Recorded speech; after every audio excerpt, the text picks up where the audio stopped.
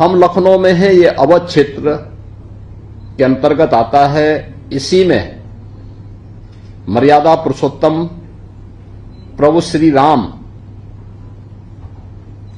का जन्म अयोध्या में हुआ था। यह हजारों वर्ष पहले की घटना है। इसी यूपी में कल आप लोग आगरा गए होंगे। आगरा में आपने ताजमहल देखा होगा।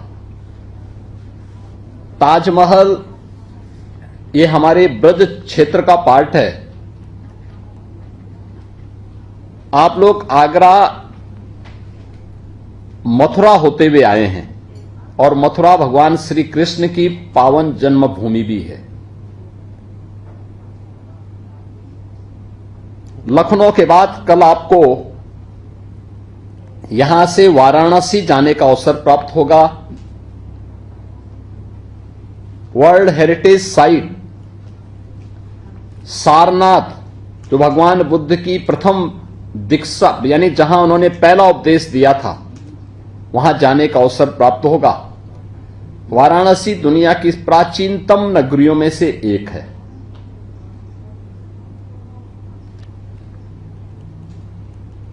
यानी भारत की स्पिरिचुअलिटी का एक प्रमुख केंद्र बिंदु उत्तर प्रदेश है और उस उत्तर प्रदेश में जापान के यामानासी से जुड़े हुए इन युवा विद्यार्थियों के साथ में उत्तर प्रदेश के लखनऊ से जुड़े हुए हमारे इन युवा विद्यार्थियों का यहां पर आज इंटरेक्शन ये हमें अभिभूत करने वाला है। मैं सबसे पहले तो जापान से आए हुए अपने इन युवा मित्रों का भी और भारत के अपने इन सभी लखनऊ से जुड़े हुए इन सभी युवा विद्यार्थियों का मैं हृदय से इस विशेष मीट में अभिनंदन करता हूं, स्वागत करता हूं। मेरा मानना है कि यह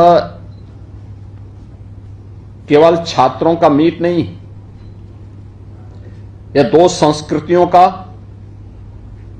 दो परंपराओं का और दो देशों के युवा पीढ़ियों की मुलाकात भी है। यहां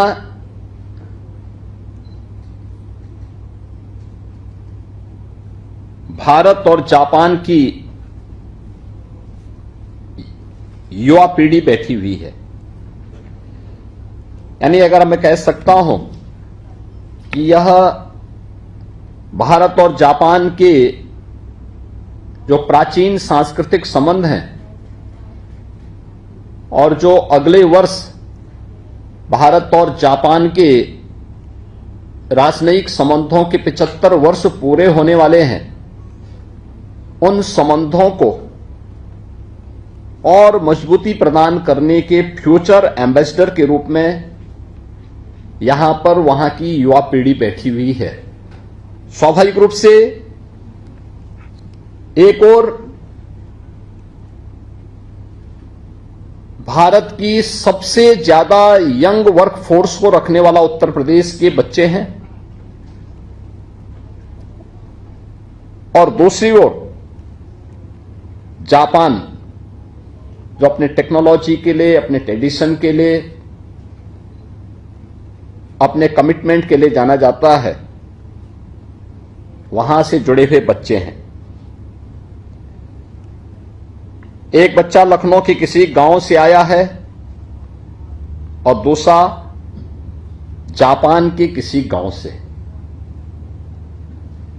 एक हिंदी बोलता है, दूसरा जापानी, पर दोनों के बीच में एक चीज समान रूप से है और वह है कि दोनों अभी अपने भविष्य की कहानी लिख रहे हैं और उसे आगे बढ़ाने के लिए प्रतिबद्ध दिखाई देते हैं।